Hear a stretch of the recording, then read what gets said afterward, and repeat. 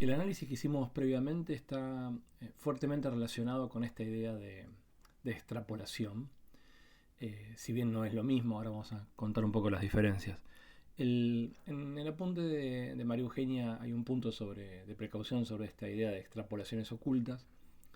Y lo de oculta tiene que ver con que el espacio multivariado se comporta a veces de manera bastante distintas a espacios unidimensionales o incluso bidimensionales que son relativamente chicos y son los que podemos ver. En general nosotros podemos ver espacios unidimensionales, bidimensionales o como mucho tridimensionales.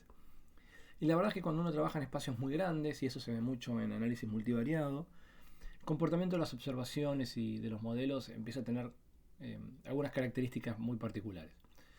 Hay un grafiquito bastante simpático que muestra un poco lo que tiende a ocurrir en el análisis multivariado y lo podemos pensar de la siguiente manera, que es, imaginemos por un segundo que tenemos dos atributos, x1 y x2. Y en este ejemplo uno puede ver, y fijemos una observación en particular, que podría ser una nueva observación a la cual queremos predecir. Y pensemos que la mayor parte el área sombreada representa la parte del feature space en el cual se desparraman las observaciones.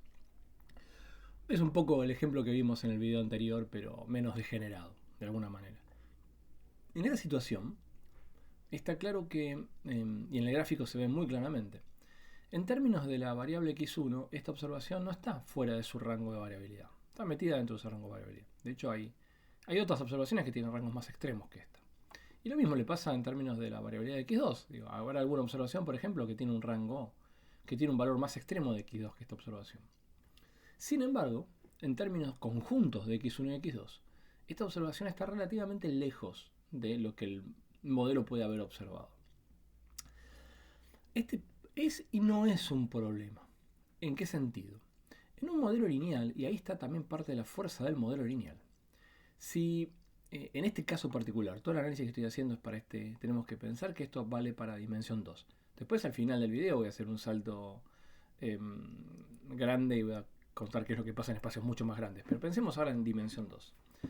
Si yo apliqué un modelo lineal y el modelo lineal tiene un comportamiento razonable y no le pasa lo que vimos en el video anterior en el cual hay muchísima imprecisión, por ejemplo, en la estimación de una cierta dirección, que podría ser esta dirección que estoy marcando ahora con el cursor.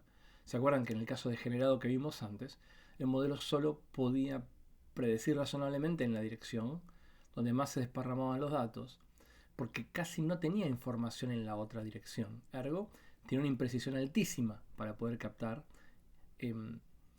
para poder hacer predicciones de las respuestas en esa dirección y para poder captar cuáles son los efectos que x1 y x2 tienen en forma independiente. Solo podía medirlos cuando se movían conjuntamente, que es lo único que había observado.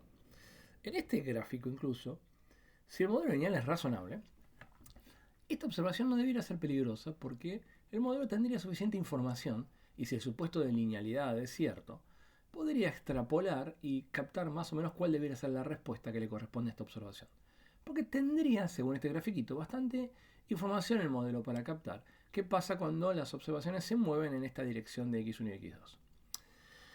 El problema, y esto es un problema muy grande, es que esto en espacios de dimensión 2, este tipo de cosas pueden ocurrir y no son tan graves, se ocurren porque el modelo podría funcionar bien.